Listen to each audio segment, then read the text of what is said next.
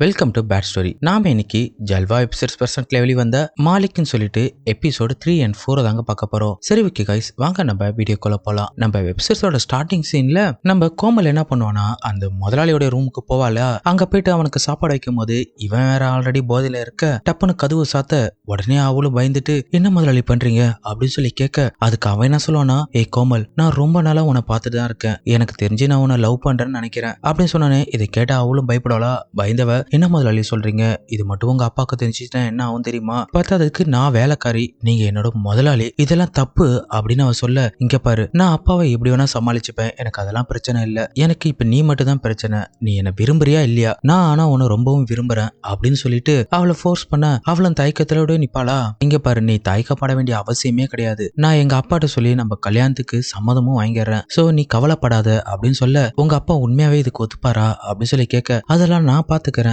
அப்படின்னு சொன்னதுக்கு அப்புறம் இப்ப இவன் அவனுடைய வேலையை ஸ்டார்ட் பண்ண ஆரம்பிச்சிருவாங்க. அப்படியே அவ வெக்கப்பட்டு நிக்க, இவன் என்ன பண்ணனா அவளை இழுத்து கிஸ் பண்ண ஆரம்பிச்சிருவாங்க. சரி இதுக்கப்புறம் இவர் தான் நம்மளுடைய வாழ்க்கை அப்படின்னு இவன் நினைச்சுக்கிட்டு அவங்க கூட சேர்ந்து சும்மா வேற லெவல்ல இங்க மேட்டர் பண்ணுவாங்க. இந்த சீன்ஸ் எல்லாம் சும்மா வெறியாவே எடுத்திருப்பாங்க. இப்படியே ஒரு 15 நிமிஷமா அந்த முதலாளி கூட இந்த வேலைக்காரி வெறியா மேட்டர் பண்ணி முடிச்சதுக்கு அப்புறம் இப்ப இவன் என்ன சொல்லனா, என்னை ஏமாத்திர மாட்டீங்களா, நான் உங்களை தான் நம்பி நான் என்னுடைய மனசையும் என்னோட உடம்பையும் உங்களுக்கு கொடுத்துருக்கேன் அப்படின்னு இவ ஒரு மார்க்கமா சொல்ல, நீ கவலைப்படாத, நான் நல்ல நேரம் பார்த்து எங்க அப்பாட்ட இந்த விஷயம் சொல்லி நம்ம கல்யாணத்துக்கு சம்மதம் வாங்கிடுறேன், சரி இந்த காசை நீ வச்சுக்கோ அப்படி சொல்லிட்டு இவன் கொஞ்சம் காசு கொடுக்க, அதை அவ கையில வாங்கிட்டு, இங்க பாருங்க, நான் ஒண்ணு இந்த காசுக்காக உங்க கூட பழகல, உங்களுடைய உண்மையான அன்பு எனக்கு கிடைச்சாவே போதும், இந்த காசை நீங்களே வச்சுங்க அப்படின்னு சொல்லிட்டு அவனோட கையில கொடுத்துட்டு அவங்க அங்கிருந்து போக, அப்படின்னு சீனை கட் பண்ணிட்டு இப்ப அடுத்த சீன் தாங்க காட்டுறாங்க. இந்த சீன்ல கோமல் படுத்துட்டு முதலாளி அவருடைய மனசுலயே நம்மளுக்கு இடம் கொடுத்திருக்காரு, இந்த விஷயம் மட்டும் அவங்க அப்பாவுக்கு தெரிஞ்சு அவர் கல்யாணத்துக்கு ஒத்துக்கலன்னா என்ன ஆகும் அப்படி சொல்லிட்டு அவ பயந்துட்டு இருக்கும் போது அப்படியே இந்த சீனை கட் பண்ணிட்டு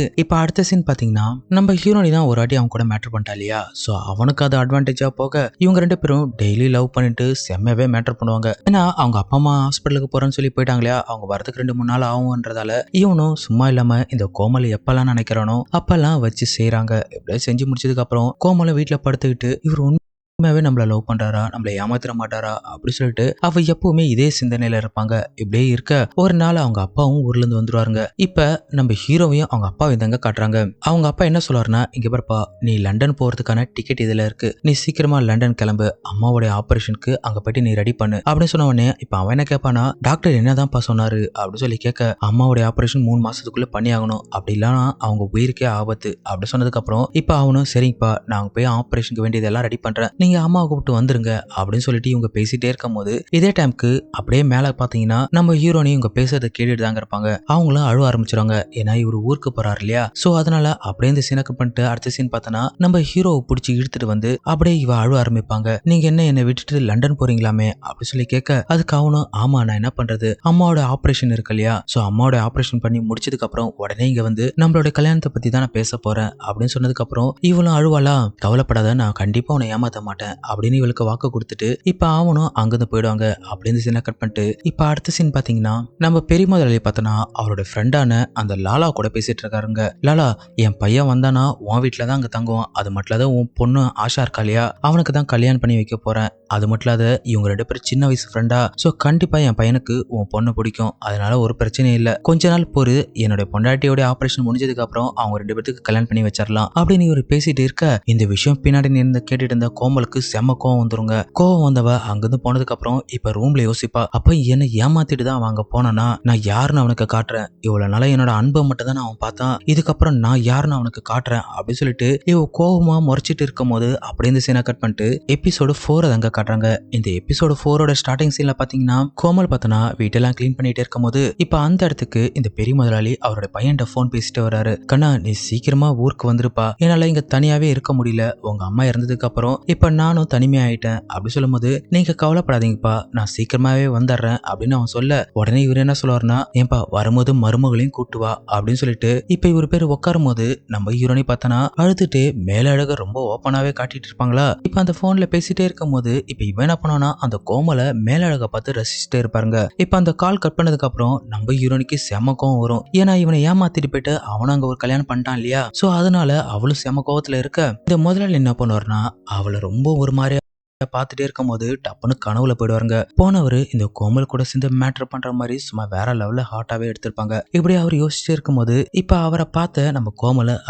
தலைவர் கனவு உலகத்துல போயிட்டாரு போல. உடனே இவளும் முதலாளி அம்மாவும் சீக்கிரமா இறந்துட்டாங்க, பத்தாவதுக்கு உங்க பையனுக்கும் கல்யாணம் ஆச்சு, அவரு இந்த ஊருக்கு வந்து ரொம்ப நாள் ஆகுது, சீக்கிரமா அவரை வர சொல்லுங்க, அப்பதான் உங்களுக்கு கொஞ்சம் நிம்மதியா இருக்கும் அப்படின்னு இவ பேசிட்டே இருக்கும் போது இதெல்லாம் கேட்டுட்டு இருந்தா அவர் என்ன சொல்லுவாருன்னா, அவரோட மேலழகு வெறிக்க வெறிக்க பார்த்தவரு கிட்ட வந்து கோமல் என்கிட்ட வாயன் ஒரு நிமிஷம், இங்க பாரு என் பையனுக்கும் கல்யாணம் ஆச்சு, என் மனைவி இறந்துட்டாங்க, இப்ப நான் தனிமையா இருக்கேன், நான் ஒன்னு சொல்றேன் கேளு, நான் உன்னை கல்யாணம் பண்ணிக்கவா அப்படி சொன்னோடனே உடனே அவ்வளவு ஆக்டிங் போடுவாங்க. என்ன முதலாளி சொல்றீங்க, நீங்க இவ்வளவு பெரிய ஆளு, அது என்ன போய் கல்யாணம் பண்றேன்னு சொல்றீங்களே அப்படின்னு சொல்ல, இங்க பாரு இந்த பணம் எல்லாம் ஒண்ணுமே கிடையாது, ஆனா நான் இப்ப தனிமையில இருக்கேன், என் தனிமையை போக்குறதுக்கு எனக்கு ஒரு ஆள் தேவை இல்லையா, நீயும் என் மனைவி நல்லா பாத்துக்கிட்ட என்னையும் நல்லா பாத்துட்டு தான் இருக்க, சோ அதனாலதான் கேக்குறேன், தயவு செய்து இந்த கல்யாணத்துக்கு ஒத்துக்கோ அப்படி சொன்னதுக்கு அப்புறம் அவளுக்கு இதுதாங்க வேணும், அவளே இதுதான் பிளான் பண்ணிருப்பா. உடனே இவ்வளவு என்ன சொல்லணும்னா, சரிங்க முதலாளி உங்க விருப்பப்படியே நான் உங்களை கல்யாணம் பண்ணிக்கிறேன் அப்படி சொல்லிட்டு அவருடைய காலில் விழுந்த ஆசீர்வாதம் ஆனதுக்கு அப்புறம் இந்த சீன் அப்படியே கட் பண்ணிட்டு இப்ப அடுத்த சீன் தாங்க காட்டுறாங்க. இந்த சீன்ல பார்த்தோன்னா இந்த முதலாளிக்கு நம்ம கோமலுக்கு கல்யாணம் ஆயிடுமா, கல்யாணம் ஆனதுக்கு அப்புறம் முதலிரவுல பார்த்தோன்னா இவ வெக்கப்பட்டு உட்காந்து இருக்கும் போது அங்க வந்த முதலாளி கோமல் நீ ரொம்ப அழகா இருக்க இன்னைக்கு அப்படின்னு சொல்லும் போது ரொம்ப நன்றி முதலாளி அப்படின்னு அவ சொல்லலாம். இங்க பாரு இதுக்கப்புறம் நீ முதலாளி எல்லாம் கூப்பிடக்கூடாது, என் மனைவி இறந்ததுக்கு அப்புறம் இப்ப நான் உனக்கு கணவன் ஆயிட்டேன், இதுக்கப்புறம் நீ என்னைய வாங்க போங்கன்னு மட்டும் கூப்பிடு, முதலாளின்னு கூப்பிட வேணாம், அது மட்டும் இல்லாத இந்த வீட்டுல நீ என்ன முடிவு எடுக்கிறியோ அதுதான் ஃபைனல் முடிவு, அதுல நான் தலையிடவே மாட்டேன் அப்படின்னு சொல்லிட்டு அவளை இழுத்து வச்சு கிஸ் பண்ண ஆரம்பிப்பாருங்க. உடனே இவளுக்கு அது ரொம்ப சந்தோஷமாயிடும், ஏன்னா இவர் வேற அவளுக்கு நிறைய ஃப்ரீடம் கொடுத்துட்டாரு இல்லையா, சோ அதனால இன்னும் சந்தோஷமாவே அவர் கூட சேர்ந்து பெரியவே மேட்டர் பண்ணுவாங்க. இப்படி இவங்க 2 பேர் சேர்ந்து ஒரு 10 நிமிஷமா வெறியா மேட்டர் பண்ணி முடிச்சதுக்கு அப்புறம் இந்த சீன் அப்படியே கட் பண்ணிட்டு இப்ப அடுத்த சீன் பாத்தீங்கன்னா நம்ம அமீரும் ஃபாரின்ல இருந்து வந்திருப்பாங்க. இப்ப வரும்போது அவங்க அப்பாட்ட என்ன கேட்பாங்கன்னா, அப்பா என்னப்பா சர்ப்ரைஸ் எதுவுமே சொல்ல மாட்டீங்க அப்படி சொல்லும் போது, வா சொல்றேன் உனக்கு புது அம்மாவை நான் காட்டுறேன் அப்படி சொல்லிட்டு இப்ப உள்ள போகும்போது எங்கப்பா புது அம்மாவை காணும் அப்படின்னு இவன் கேட்க, உடனே இவர் என்ன பண்றாருன்னா, ஏய் கோமல் எங்க இருக்க வா அப்படி சொல்லிட்டு இவர் கூப்பிட, இப்ப கோமல் அங்க வருவாளா, அவளை பார்த்த உடனே இந்த அமீர் ஷாக் ஆயிடுவாங்க. ஷாக்கானும் மனசுல என்ன யோசிப்பானா, பாவமே அப்பா இவளை கல்யாணம் பண்ணிட்டாரா அப்படி சொல்லிட்டு அவன் ஷாக் ஆகி நிக்க, அதுக்கு அவன் மனசுல என்ன நினைப்பானா, என்னையே ஏமாத்திரியா, இதுக்கப்புறம் இந்த வீட்டுல நீ எப்படி இருக்க போறன்னு நான் உனக்கு காட்டுறேன் அப்படின்னு அவன் சொல்ல, உடனே இப்ப அந்த முதலாளி என்ன சொல்லுவாருன்னா, பையன் வந்திருக்கான் சீக்கிரமா அவனுக்கு சாப்பிட ஏதாச்சும் ரெடி பண்ணு அப்படி சொல்லி அனுப்ப, அப்படி இந்த சீனை கட் பண்ணிட்டு இப்ப அடுத்த சீன் பாத்தீங்கன்னா நம்ம முதலாளியும் அதுக்கப்புறம் அவருடைய மனைவியை உட்காந்து பேசிட்டே இருக்கும் போது அந்த பக்கமா போன அமீரை கூப்பிட்டு, என்ன அமீர் இந்த ஜமீனை விற்கிறத பத்தி எதோ பேசிட்டு இருந்தியே அப்படி சொல்லும் போது, ஆமாங்கப்பா கொஞ்சம் இந்த ஜமீனை வித்தீங்கன்னு வச்சுக்கேன், இப்போதைக்கு ஒரு 3 கோடி ரூபாய்க்கு இதோட வேல்யூ, அது இப்ப நம்ம விற்க ஆரம்பிச்சோன்னா ஒரு 2.5 கோடிக்காச்சும் விற்கும், அதுக்கப்புறம் அது நம்மளுக்கு லாபம் தான் அப்படி சொல்லும் போது, அதுக்கு அவர் அப்பா என்ன சொல்லுவாருன்னா, அப்பனா ஒரு பிரச்சனை இல்ல, அதை வித்துட்டு நீ ஃபாரின் போனதுக்கு அப்புறம் அது உன்னோட பேங்க் அக்கௌண்ட்ல நான் போட்டு விடுறேன் அப்படி சொல்லும் போது பக்கத்துல இருந்த நம்ம ஹீரோனுக்கு இதை கேட்டு காண்டாயிடுங்க. உடனே அவன் என்ன சொல்லுவானா, அமீர் இங்க பாரு நம்மளுடைய ஊர்ல நிறைய ஃபேக்டரி எல்லாம் வர ஆரம்பிச்சிச்சு, இப்பவே இதோட வேல்யூ 3 கோடி ரூபாய், இன்னும் கொஞ்ச நாள் போனா 6 கோடி ரூபா ஆகும், அப்ப வித்தோன்னு வச்சுக்கேன் இதோட லாபம் நிறையவே நம்மளுக்கு கிடைக்கும் அப்படின்னு சொல்ல,